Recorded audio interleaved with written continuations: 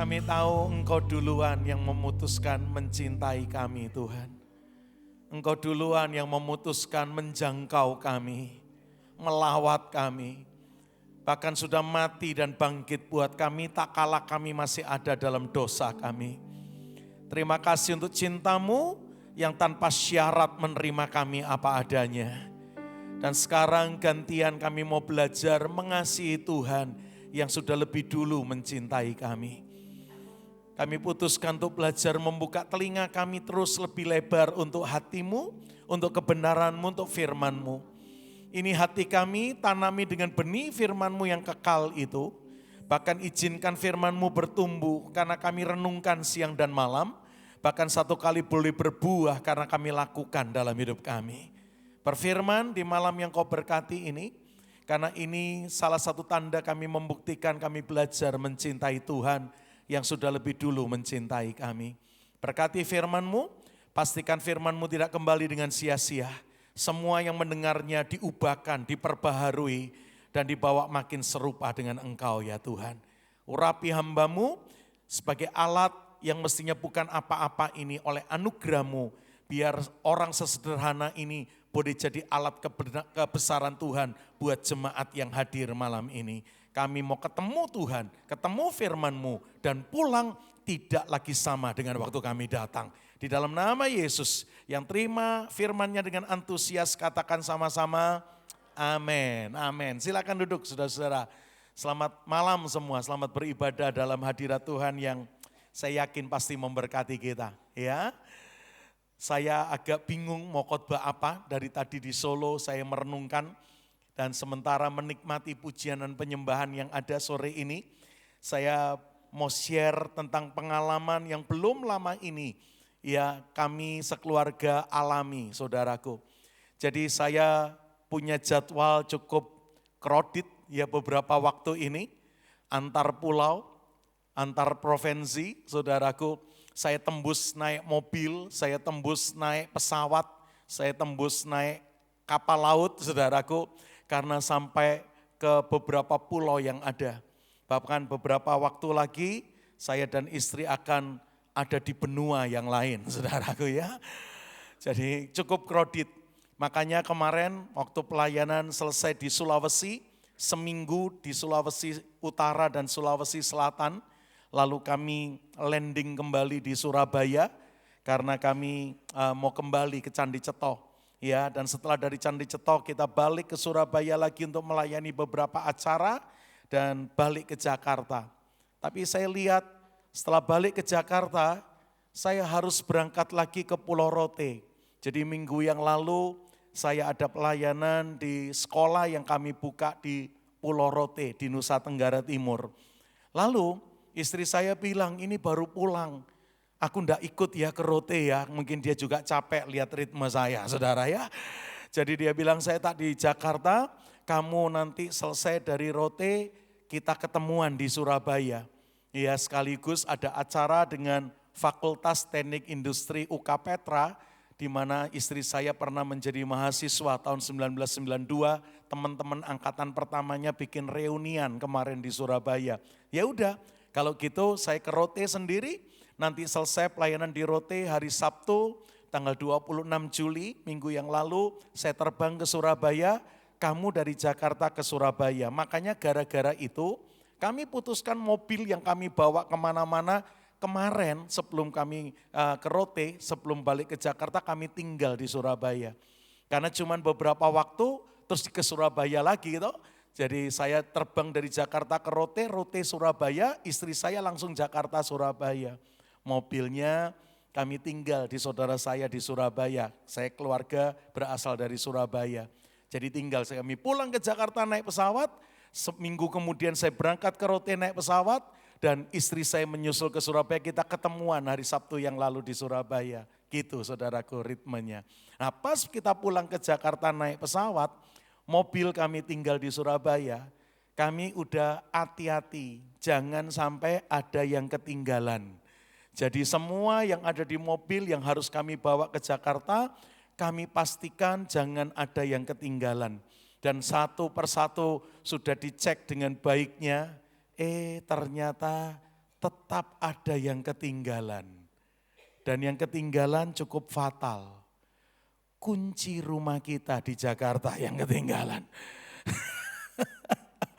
Sandal, sepatu jangan ketinggalan, jasnya apanya jangan ketinggalan, ini itunya sampai charger sampai apa jangan ketinggalan, semua rapi. Kunci rumah yang lupa kami bawa ada di dalam mobil yang kami tinggal dan titipkan di saudara di Surabaya. Dan celakanya baru ingat kira-kira 2 menit mau nyampe rumah saudaraku ya. Sudah diantar ke Bandara Juanda, sudah terbang ke Jakarta, bahkan teman yang jemput makan bersama dia, lalu kita kurang makan buah kemarin, sebelum nyampe rumah beli buah dulu, ya supaya nyampe rumah kita nikmati, malam mungkin enggak usah makan berat lagi, kira-kira gitu. Ya untung enggak beli daging saudaraku ya, cuman beli buah. Dan akhirnya menuju ke rumah, kira-kira tinggal beberapa meter saja, istriku baru sadar, Cik Maria baru sadar, loh saya kaget ada apa? Kunci rumah udah dibawa belum ya? Wah kaget semua saudaraku ya. Dan akhirnya kita bongkar tas, kita bongkar semua, enggak ada saudara. Harapan saya kunci rumah ada di mobil kami, satu lagi yang di Jakarta yang dititipkan di jemaat. Kami bongkar mobil kami yang di Jakarta, enggak ada juga. Jemaat yang biasa kami titipin mobil, kami teleponin satu-satu. Yang terakhir titip mobil, kamu tak titipin kunci rumah enggak ya saudara? Ya, semua ternyata bilang enggak. Dan akhirnya sudah di depan rumah, cuman lihat rumah tapi enggak bisa masuk saudaraku. Aduh, saya telepon kakak saya yang saya titipin mobil, saya suruh cari. Dia pulang toko baru balik ke rumah dan bongkar. Dan setelah dia temukan, saya baru bilang, ya betul kalau gitu kuncinya ketinggalan. Bisa enggak dikirimkan? Ya kalau bisa yang detik ini datang saudaraku ya. Ternyata enggak bisa. Jadi pakai yang paling cepat pun baru besok datang. Dan karena sudah malam, Lion Parcel tutup, Tiki sudah kalau toh terima baru besok diproses dan lusa datang saudaraku ya. JNE juga begitu, udah 7:30 malam. Jadi mereka bilang, Pak kalau diserahkan kita besok kami proses, lusa baru datang. Kita mau yang detik itu datang enggak ada, besok sudah tutup semua, lusa. Waduh, aduh. Dan yang pasti hari itu kita enggak bisa masuk rumah, harus buka hotel di BSD saudaraku ya. Karena hari libur sekolah, enggak ada hotel yang murah mahal-mahal saudaraku. Aduh, akhirnya kita dapat yang agak murahan di Gading Serpong, tidur di hotel kontainer yang lumayan nyaman dari kontainer saudaraku. Dan kami nikmati malam itu, tapi puji Tuhannya lagi ketemu apa, parcel atau apa ya, yang iya itu yang biasa ngirim-ngirim makanan dan akhirnya walaupun sudah lewat jamnya, dipastikan besok antara jam 3 sore sampai jam 4 datang. Jadi akhirnya kita di hotel malam itu, besok akhirnya kunci itu dikirim. Untungnya juga istri saya cermat, jangan dikasih alamat kita. Nanti pas dikirim kita enggak ada di tempat karena kita enggak tahu didatangnya jam berapa, main lempar aja, kita juga enggak bisa masuk nanti saudara. Jadi untungnya cermat, ya suruh kirim di jemaat di 3 rumah setelah kita, supaya ada yang nerima. Kalau dikirim kita enggak ada, masih di hotel atau di mana, di main lempar, pagar saya tingginya luar biasa saudara.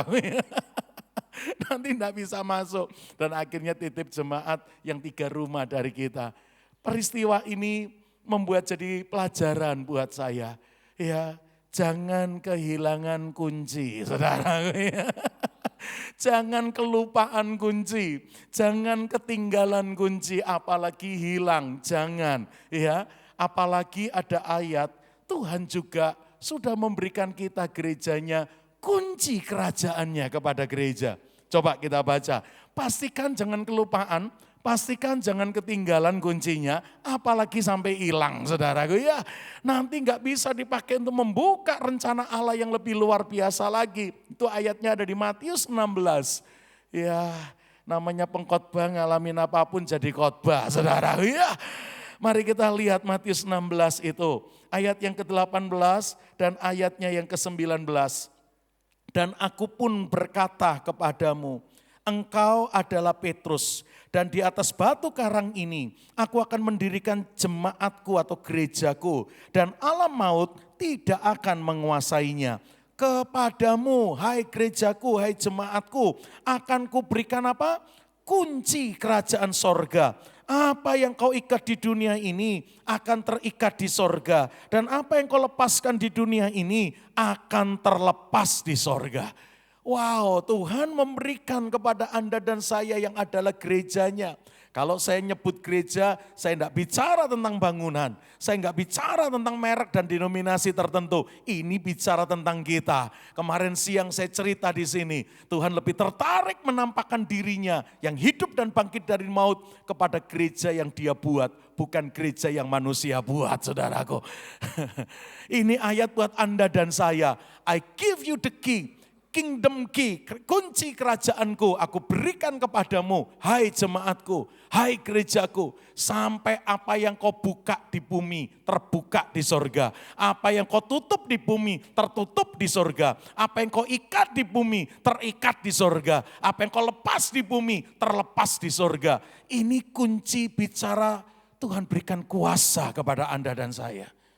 Kuasa untuk membuka, untuk melepaskan, untuk menutup, untuk mengikat. Wow, ini dahsyat. Saya ketinggalan kunci rumah, korban semalam buka hotel, keluar duit lagi, tapi boleh buat ya. Kesalahan kelalaian kita ya sudah bayar harganya dengan apa yang terjadi. Ya, tapi jangan sampai kehilangan, ketinggalan, kelupaan kunci kerajaan Allah. Nanti hidup ini jadi tidak lihat kemuliaan Tuhan. Nah, hari ini jangan-jangan kita sedang ada di sikon, banyak yang sedang nutup, banyak yang sedang terikat.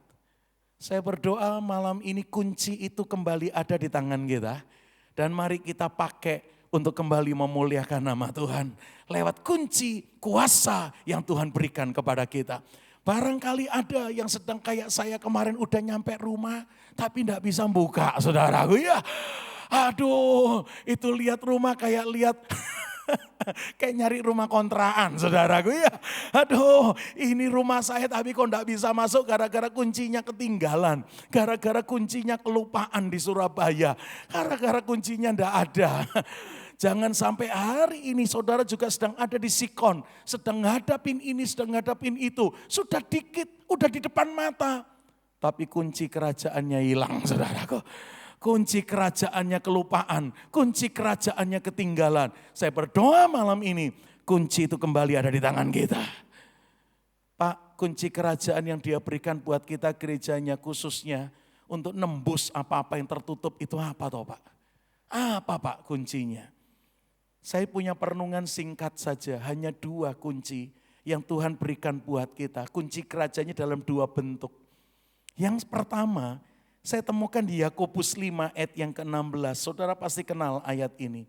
Sadar enggak ayat ini adalah the key of kingdom of God yang Dia berikan buat kita gerejanya. Apa bunyinya di Yakobus 5 ayat yang ke-16? Karena itu hendaklah kamu saling mengaku dosamu dan saling mendoakan supaya kamu sembuh. Lalu kalimat yang kedua ini, doa orang yang benar. Bila dengan yakin didoakan, apa yang terjadi? Sangat besar kuasanya. Waktu saya merenungkan kunci kerajaan yang Dia berikan buat kita, yang bicara tentang kuasa yang Dia berikan buat kita. Sampai ketika kita sedang menghadapi sikon-sikon yang kayaknya susah ditembus, susah diterobos, susah dibuka. Ternyata kunci kerajaannya siap menerobos dan membukanya. Namanya the power of prayer, kuasa doa, saudaraku. Tapi kuasa doa yang bagaimana yang betul-betul jadi kunci kerajaannya? Kuasa doa yang dikerjakan di dalam kebenaran. Kalau ada orang benar, lalu orang benar ini berdoa. Dan orang benar ini berdoanya dengan iman. Loh, ini 3 komponen ini. Orang benar, orang benarnya doa, dan doanya dengan iman. Ternyata itu kunci kerajaan yang Dia berikan buat Anda dan saya. Kunci kerajaan ini kata Alkitab besar kuasanya.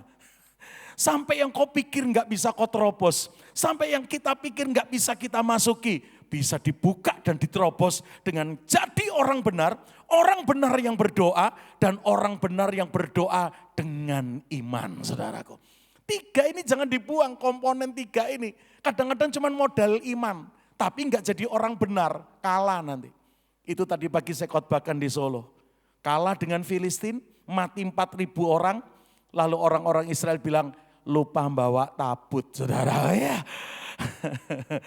Lalu mereka bawa tabut ke medan perang. Lalu mereka sorak-sorai sampai menggetarkan bumi. Sampai Filistin keder mendengar tabut Allah dibawa Israel. Dan Israel sorak-sorai dengan nyaring sampai lebih dari gempanya Rusia skala Richternya, saudara. Ya. Tapi orang Israel lupa jadi orang benar. Hofni, Pinehas, Imam Eli dan seluruh Israel jauh dari kebenaran Allah. Akhirnya setelah bawa tabut dan sorak-sorai, 30.000 orang mati. Sebelumnya 4.000, 7,5 kali lipat lebih parah yang terjadi. Hofni, Pinehas mati, tabut Allah dirampas. Sudah punya iman, sudah menghadirkan Tuhan, tapi lupa jadi orang benar. Makanya 3 ini kunci, jangan dibuang. Jadi orang benar yang terus berdoa, dan orang benar yang terus berdoa dengan iman akan menerobos semua apa-apa yang susah ditembus, saudaraku. Saya jadi ingat satu cerita beberapa tahun yang lalu yang pernah saya baca di Tiongkok. Ada petani Kristen yang cinta Tuhan. Petani. Sayangnya di Tiongkok ada 4 musim. 1 kali masuk musim salju, saudara. Lahan pertaniannya tidak bisa digarap. Lahan pertaniannya kena ketutupan es, ketutupan salju. Nggak bisa digarap. Akhirnya mereka hidup dari bahan pangan yang tersimpan di rumah. Sampai habis musim saljunya masih berlanjut. Seperti tahun ini, sadar enggak musim hujan kita lebih lama loh tahun ini, saudaraku ya. Bahkan tadi sementara saya Zoom dengan komunitas BSD lagi hujan deras ini di BSD. Jam 4 sore tadi, saudaraku. Lagi hujan deras, lagi musim hujannya panjang tahun ini. Nah, hari itu musim saljunya panjang di Tiongkok. Sampai bahan makanan di rumah habis. Sampai tabungan yang ada di bank habis dipakai untuk makan. Belum bisa bekerja. Sampai 1 kali keluarga petani yang cinta Tuhan ini menghadapi meja makan yang kosong. Biasanya kalau di musim dingin, di tempat yang dingin, Anda dan saya dibuat cepat lapar, saudara. Ya, karena dingin, nahan dingin, kalori terbakar, cepat luwe, saudara. Ya. Jadi ngadepin meja makan yang kosong, tapi duit tabungan udah habis, bahan makanan yang ada udah habis. Keluarga petani ini bingung malam itu, wah bakal puasa ini. Tapi mereka ingat Yakobus 5 ayat yang ke-16. Kalau orang benar doa dan berdoa dengan iman, besar kuasanya. Yakobus 5 ayat 16 ini ngajar kita ngalami yang supranatural dengan Tuhan. Ngalami yang adikodrati dengan Tuhan. Orang benar yang berdoa dan berdoa dengan iman, besar kuasanya. Itu kunci kerajaan yang dia berikan buat gereja. Saat yang lain tidak bisa menerobos, orang benar yang berdoa dan doa dengan iman siap menerobos bersama kemuliaan Tuhan, saudara. Berdoalah mereka. Saudara tahu orang Cina, kalau berdoa, kalau ngomong, buanter suaranya, saudara. Sampai kita bingung, ini lagi marah apalagi ngomong normal ini, saudara ya. Waduh, itu mereka punya etnis ini, cara ngomongnya seperti itu. Jadi doalah mereka, Tuhan kami lapar, adem Tuhan, saudara. Ya, lapar Tuhan. Kami percaya kalau kami berdoa minta roti, Tuhan tidak pernah pakai kasih batu. Oh, ayatnya keluar, saudara. Ya, kalau kami berdoa minta telur, Tuhan tidak akan kasih kalajengking. Kalau kami berdoa minta daging, Tuhan tidak akan kasih ular. Kami percaya, wah doanya suaranya kenceng.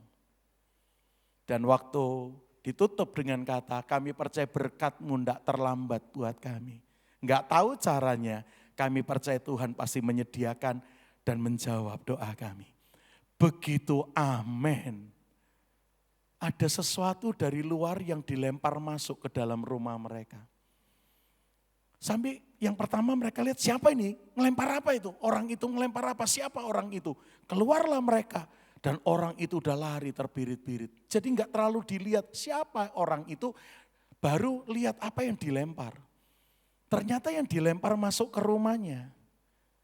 Bebek yang sudah mati, saudara. Loh kok ono bebek yang dilempar? Dipegang, loh kok masih anget ya? Tapi udah mati. Kesimpulannya baru mati nih bebek. Masih anget dipegang tubuhnya bebek ini. Tapi sudah tidak bernafas, sudah mati. Loh itu orang, wah itu kalau orang karismatik kalimatnya malaikat tadi itu saudara. Ya. Orang karismatik toh saudara. Ya. Wah Tuhan kirim malaikat, kirim bebek buat kita. Karena di Tiongkok saya sebut aja bebek Peking ini saudara. Ya. Mantap ini maknyus ini Hojo Sen Jinping ini saudara. Aduh. Langsung malam itu istrinya masak ini bebek yang sudah mati tapi dipegang masih hangat alias baru mati. Dipasain air, bulunya dibubutin, pas mau dipotong.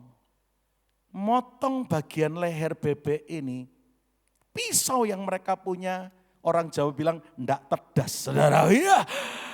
Loh kok angel men ya motong lehernya bebek ini ya. Sudah yang lain dipotong-potong itu. Pas nyampe leher kok susah ya. Coba lagi susah. Sampai merasa ada apa ya di dalamnya ya. Mereka coba buka itu leher bebek yang sudah kesilet atau ke pisau itu. Udah robek itu dia buka. Kaget dia. Di leher bebek ini yang susah dipotong. Ada kalung emas ternyata saudara. Waktu dia lihat dikeluarkan loh kalung emas. Kesimpulan mereka, oh mati nih kelelehan kalung ya bebek saudara. Ya, coba saudara. Matinya gara-gara kelolokan kalung ini saudara. Mati saudara. Ya. Dilihat lo emas ini. Waduh. Ya, bahasa karismatiknya double blessing saudara. Ya.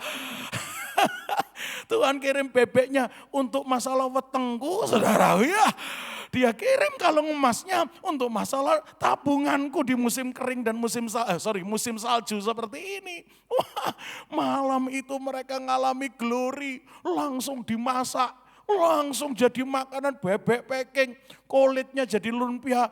Wah kan langsung kepengen saudara. Ya, Anda langsung ngiler kayaknya saudara.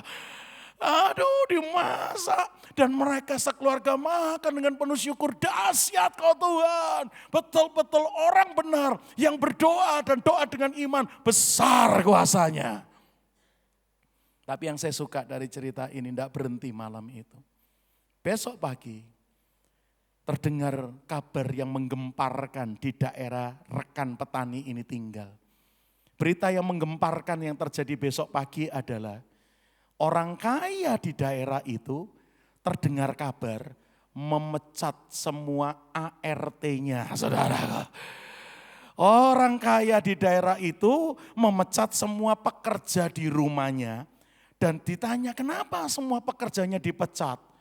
Dicurigai bosnya ada pegawainya yang nyolong bebek dan kalung, saudara. Ya. Karena enggak ada yang ngaku, majikan ini marah, emosi, dia pecat semua pegawai ART yang dia miliki di rumahnya, tidak ada satupun yang lolos. Karena tidak ada yang ngaku. Bebeknya hilang, kalungnya hilang. Coba, nggak ada yang ngaku, dipecat saudara. Waktu keluarga ini dengar, ini yang saya suka. Mereka pikir, jangan-jangan bebek yang kita makan kemarin adalah bebek keluarga ini. Dan kok ada kalung, kita udah temukan kalungnya, neng gulune bebek saudara. Iya. Lalu yang luar biasa di cerita yang saya baca ini, datanglah petani miskin yang cinta Tuhan ini ke rumah orang kaya itu. Ditanya keperluannya apa, saya ingin menjelaskan sesuatu yang mungkin menjadi jawaban. Hari ini kami dengar kamu pecat semua ART-mu, asisten rumah tanggamu. Apa yang kamu mau ceritakan? Kemarin jadi ceritalah petani ini, kami ini lagi menghadapi meja makan kosong. Lalu kami berdoa kepada Tuhan Yesus yang kami percaya dan sembah. Selesai berdoa untuk dapat berkat makan. Ada orang lempar bebek, nggak tahu siapa. Ternyata bebek itu kami pegang masih anget tubuhnya, tapi udah enggak bernafas, udah mati. Akhirnya kita masak bebeknya. Pas motong lehernya susah sekali. Dan setelah kami buka dengan susah payah, ternyata kami temukan sebatang kalung atau kalung emas ada di sana. Dan kalungnya ini, pagi ini saya dengar kamu memecat semua ART-mu gara-gara ada yang kamu curigai, mencuri bebek dan kalung.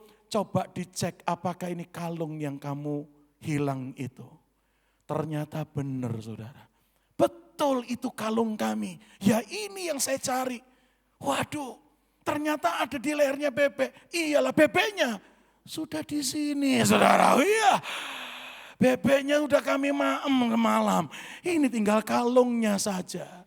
Lalu gimana ini ceritanya? Baru setelah petani ini mengembalikan kalung dan ceritakan.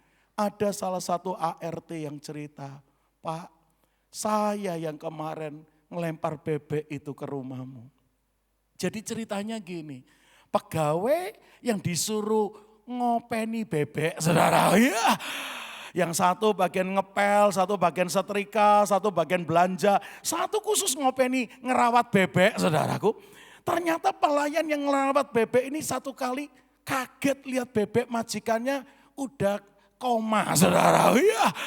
Udah kejang-kejang, enggak tahu kenapa. Dan waktu dia lihat, loh sampai akhirnya itu bebek sudah enggak bergerak lagi.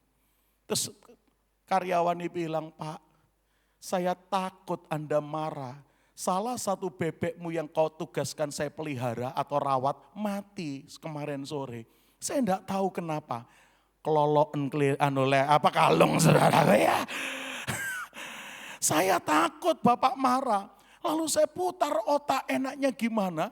Saya akhirnya keluar dan bawa bebek itu. Maksud saya mau kubur atau buang. Saya ngelewatin rumah. Lagi doa kenceng banget minta makan Pak saudara. Iya. Saya pas ngelewatin rumah itu saya dengar ada doa di dalamnya. Lagi doa untuk makan. Nggak ada makanan. Saya nggak berpikir panjang supaya saya bisa segera pulang. Saya lempar itu bebek. Kenapa kamu nggak bilang? Kenapa kamu nggak cerita? Saya pikir Bapak hilang satu, nggak tahu. Ternyata tadi pagi kamu hitung ya Pak, saudaraku. Hilang satu, tahu ya Pak. Aduh Pak, karena saya nggak tahu kenapa bebek itu mati, saya bingung. Saya takut dipecat. Saya cuma mau buang aja. Harapannya Bapak nggak hitung dan nggak tahu hilang satu. Ternyata Bapak hitung dan marah pagi ini. Saya nggak berani ngomong mohon maaf Pak, karena memang saya takut dipecat. Waktu teman-teman ikut mau dipecat, saya hampir ngaku supaya teman-teman tidak dipecat. Sampai Bapak ini datang. Wow, waktu cerita ini disampaikan. Bos itu, dia bilang sama petani, menurut kamu enaknya gimana Pak? Jangan pecat pegawaimu, lagi salju Pak. Mereka kehilangan pekerjaan, kehilangan income. Kasihan. Jangan pecat. Saya kembalikan kalungnya.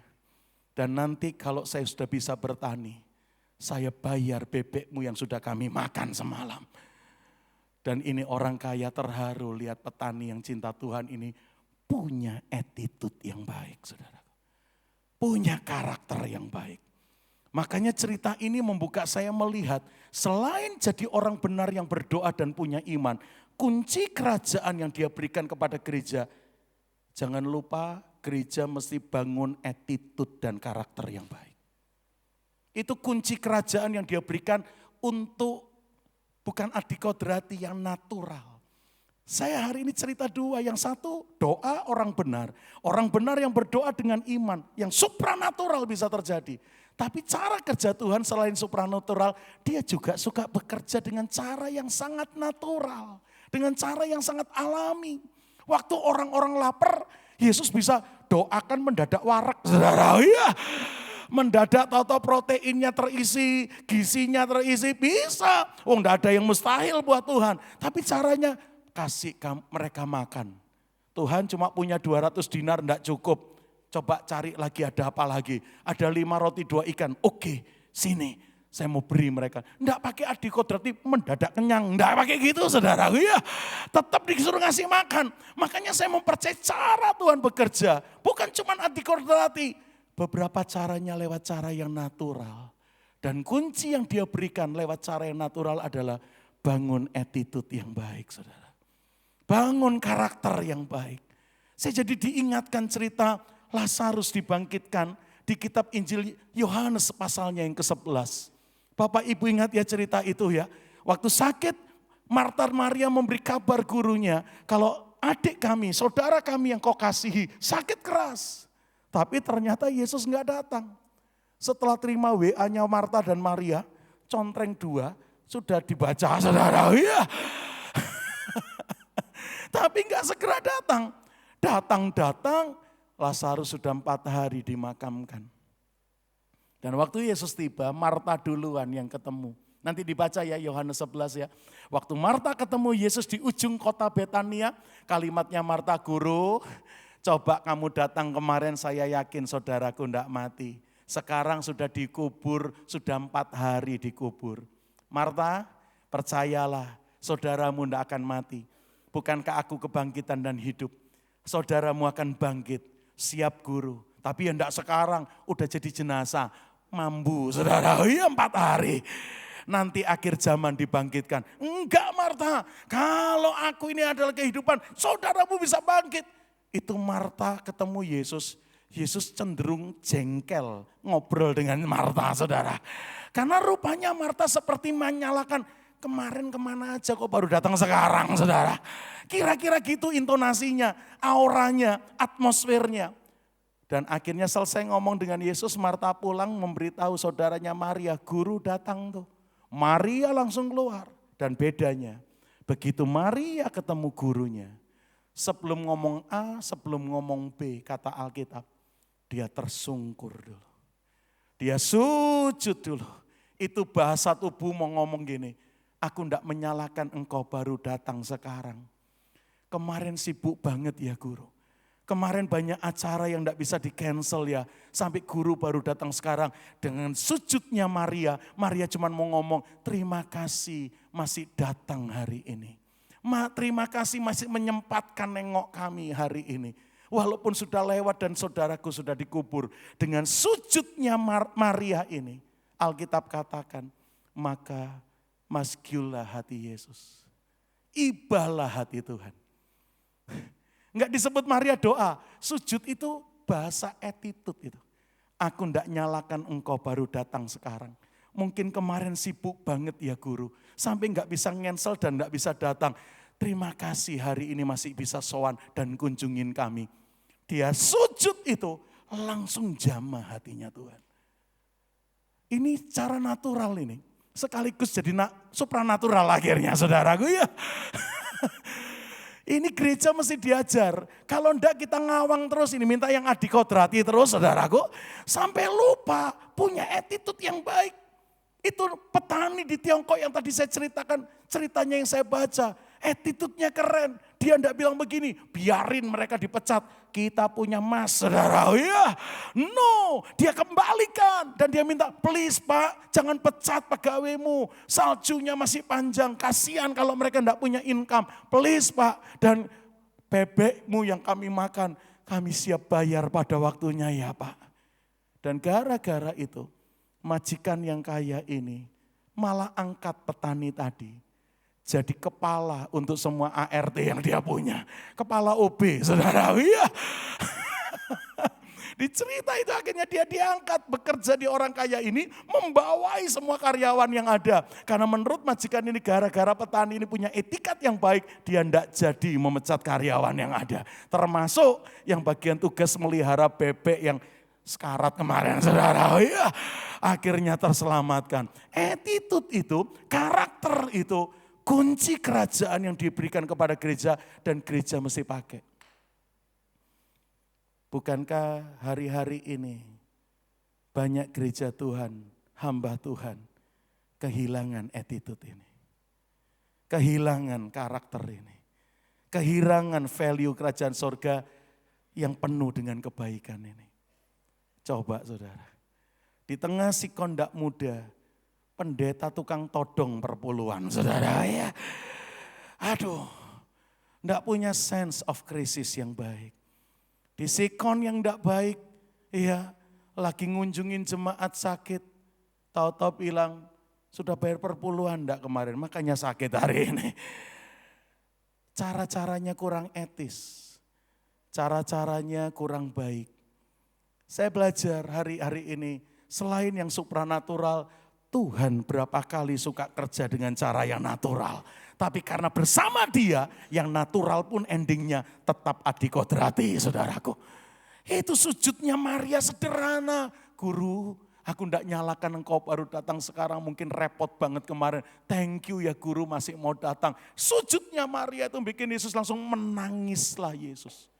Dan kalimatnya, segera bawa aku datang ke makamnya Lazarus. Mau nyekar guru? Bukan, mau bangkitkan. Enggak usah nunggu nanti, sekarang saudara. Ya. Percepatan, pertolongan Tuhan bisa terjadi kalau sorga lihat Anda dan saya bangun attitude yang baik loh. Jangankan sorga, orang aja lihat attitude kita baik. Tadinya enggak mau nolong jadi nolong loh saudaraku ya. Apalagi sorga saudaraku. Yang lihat kita enggak bisa bohongin keluar dari ketulusan kita. Sorga akan lepaskan bahkan lebih cepat dari rencana sebelumnya. Dia siap bikin akselerasi untuk menolong Anda dan saya. Wow. Di Rote kemarin saya melihat ada beberapa bangunan yang baru selesai. Asrama guru, asrama untuk tamu. Untuk kali pertama saya datang ke sekolah Rote tidak di hotel, tapi tinggal di tengah-tengah siswa dan guru-guru yang ada karena asrama buat kami sudah muncul. Saya ingat berapa tahun yang lalu saya datang lagi bingung untuk bikin asrama siswa yang kesekian. Karena jumlah siswa kita tahun ini 88 orang dan guru dan staf kantor gereja sekolah 17 orang. Jadi 105 orang ada di sekolah. Semua tinggal di asrama, saudaraku. Jadi satu kali lagi membangun, butuh eskavator untuk ngeruk tanah, ngeruk batu-batu. Ya sehari itu dipakai untuk ngeruk yang ada dan dipakai untuk membangun asrama. Hari itu persewaan eskavator di Rote NTT lagi kosong. Gara-gara dana desa pada cair, proyek-proyek desa pada jalan. Karena dana desa lagi cair. Jadi mau nyewa eskavator sehari disewa, susahnya bukan main. Kalau toh ada, harganya melejit. Begitu demandnya tinggi, suplainya kurang, larang saudara. Ya. Harga nyewa sehari jam 8 sampai jam 4, jam 5 sore yang biasanya cuma 8-9 juta, bisa naik jadi 12-13 juta. Itu pun barang enggak ada, sudah harganya tinggi 12 juta Pak, 13 juta. Bisa enggak besok? Minggu depan Pak bisanya saudara. Iya. Aduh 7 hari lagi, 5 hari lagi. Loh kita ini perlunya buat besok, tukang yang kita bawa udah datang. Tapi enggak ada, sudah mahal enggak ada saudara. Sampai akhirnya waktu itu saya dengar ada satu kontraktor yang kami dengar punya banyak eskavator dan mungkin masih ada satu dan kalau nyewa cuma sehari kayaknya masih bisa. Kami segera hubungin kontraktor itu dan diminta datang langsung. Enggak mau cuma terima telepon, datang ngasih DP di tempat. Jadi berangkatlah saya dengan tim sekolah, kira-kira berapa 40 kilo dari sekolah kita, mendekati pantai Nembrala sana, itu pantai terkenal sekali di Rote. Kalau enggak salah The Big Five, pantai yang bagus dipakai untuk surfing tingkat dunia. Wah yang datang malah bule. Orang Semarang malah enggak pernah ke Rote, saudara ya. Anda dan saya malah ke Kuala Lumpur dan Singapura terus, saudara ya. Jadi akhirnya kami pergi ke tempat itu. Dan waktu ketemu, saya langsung ketemu dengan pemimpinnya. Saya bilang, Pak kami dari sekolah. Sekolah apa? Sekolah Indonesia Sejahtera. Sekolah apa itu? Sekolah SMA Pak. Oh iya, siapa yang bangun? Kami cerita, namanya ini founder-founder Isra. Kami tidak terkenal di NTT, saudara. Iya, kami udah sebut nama-nama orang kenal kabeh dia, saudara. Ya udah tidak perlu kenal kita. Kami mau sewa eskavator Pak, ada enggak? Coba ya saya cek di kantor. Dia telepon, ternyata kalau besok Hanya besok ada yang 01 eskavatornya. Saya tanya, berapa Pak sewanya? Oh ini buat sekolah ya. Saya punya beberapa keluarga tinggal di daerah sekolahmu berada dan jangan-jangan keluarga saya juga sekolah di sini, jangan-jangan. Sorry, saya enggak dengar sekolah ini dibangun dan dijalankan baru sekarang. Ya udah, kamu bisa sewa eskavator saya 11 juta saja. Ini banyak dana desa cair, banyak proyek muncul. Mestinya harga sewa sehari 12 sampai 13 juta. Tapi karena ini buat sekolah dan membangun anak-anak kami di sini, udah 11 juta saja.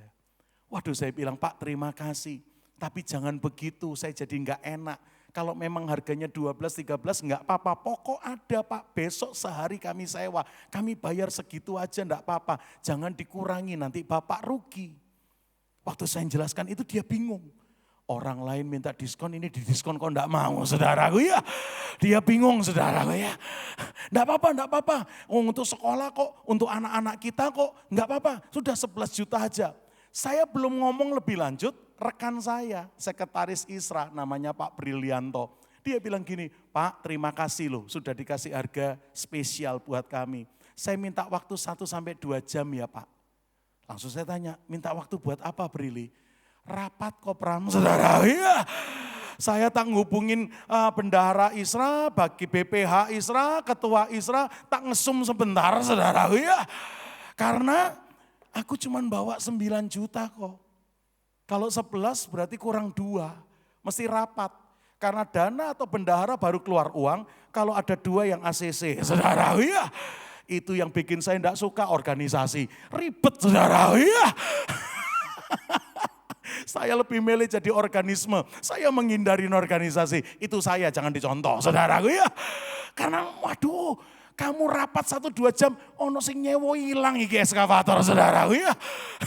Sadar enggak, kita udah dikasih harga lebih bagus. Kamu masih lama-lama, orang lain detik ini ambil hilang lagi nanti. 12-13 juta lagi. Makanya saya bilang udah enggak usah rapat. Saya pas bawa uang.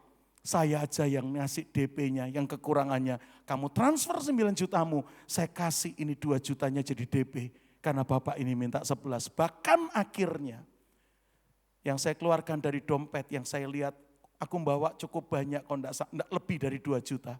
Saya malah kasih 3 juta. Saya bilang, Pak, 3 juta ya Pak. Teman saya akan kirim kamu 9. 12 juta Pak, jangan 11 saya jadi enggak enak gara-gara kami kamu malah potong, nanti Anda rugi. Begitu saya taruh uang saya 3 juta. Ini Bapak, pertanyaannya satu ke saya. Pak Pram pendeta apa pengusaha? Kata saudara, iya. Dia lihat model begini cocok juga jadi pengusaha saudara, iya. Pak saya hamba Tuhan Pak, saya enggak punya usaha apa-apa. Oh kenapa Bapak tanya? Biasanya yang suka nombok-nombok, nutup-nutup yang kurang ini pengusaha Pak, bukan pendeta. Pendeta datang ke kita suruh nutup Pak, saudara. Ya. Maaf kalau ada pendeta yang suka begitu, saya enggak nyinggung cuman giles saudara. Ya. Kita suka pakai kunci adikodrati yang natural, yang attitude enggak pernah jalan. Sorry banget. Itu yang bikin anak-anak muda udah nek dengan pendeta dan tokoh-tokoh agama yang ada. Serius. Hari itu saya kasih 3 juta Pak, saya juga enggak mau Anda rugi. Kami udah cek memang harganya 12-13 juta. Kami enggak mau gara-gara kamu jadi kehilangan, dapat keuntungan yang lebih. Begitu saya kasih 3 juta. Rekan ini akhirnya berkata, udah Pak Pram, bawa balik duitmu Pak, pakai aja buat sekolah. Dan Pak Brili cukup 9 juta aja untuk sewa eskavator. Waduh kita tambah sungkan, jangan tepuk tangan dulu. Ketahuan kehilangan attitude saudara. Ya. Tepuk tangan nih saudara. Ya. Saya malah sungkan. Saya bilang Pak jangan begitu, saya jadi gak enak ini. Kok jadi ditolak, jangan Pak, udah Pak. Enggak apa-apa Pak, saya selalu bawa uang memang untuk eksekusi. Kalau saya datang kadang-kadang mesti ganti kasur, ganti setrika, ganti kulkas. Karena waktu itu listriknya suka naik turun dan suka membakar dan merusak bahan elektronik yang ada. Saya suka bawa cash karena untuk eksekusi yang saya lihat apa yang perlu dibeli hari itu. Kebanyakan rapat hilang kesempatannya saudara. Iya. Saya bilang, udah Pak, enggak apa-apa. Enggak mau katanya. Dia tetap paksa saya terima balik uang yang saya taruh di mejanya 3 juta. Dia paksa saya tetap terima. Dan sampai akhir, dealnya cuma 9 juta loh saudara. Waduh, sampai kita bilang, aku jadi sungkan nih Pak. Enggak, saya yang minta maaf baru ngerti karya kalian hari ini. Maafkan, ini mestinya tugas kami yang orang rote. Malah Tuhan pakai kalian yang dari Jawa bangun kami. Terima kasih banyak. Wow, dan akhirnya kami pulang, kami bilang Tuhan berkati orang itu. Karena kami bukan mau ngerjain dia, kami enggak mau memanfaatkan dia. Kami mau ngerti yang harus kami kerjakan. Kami pulang saudara di mobil, tahu rekan saya kalimatnya gini, wah saya belajar banyak hari ini Kopram. Belajar apa bro? Belajar supaya dapat diskon gede kok. Gundulmu saudara, iya. Kok iku kesimpulannya saudara, iya. Saya bilang bos, jangan jadikan ini trik ya. Kamu lihat peristiwa hari ini, please jangan jadikan next time kita pakai cara yang sama. Supaya orang tergerak. Saya bilang itu dari tulus berakhir dengan bulus saudara, iya. Wah, cerdik seperti ular, tulus kayak kebo kamu saudara. Ya. Jangan ini jadi trik, jadikan ini DNA kita. Kita enggak mau ngerjain orang, kita mau jadi berkat buat banyak orang. Amin. Attitude itu, karakter itu, kunci kerajaan yang Tuhan mau pakai, yang mau berikan buat gereja untuk dipakai saudara. Buka apa-apa yang susah dibuka, nerobos apa-apa yang susah diterobos. Malam ini, di awal Agustus ini, kita pakai dua-dua. Jadi orang benar yang berdoa, berdoa dengan iman.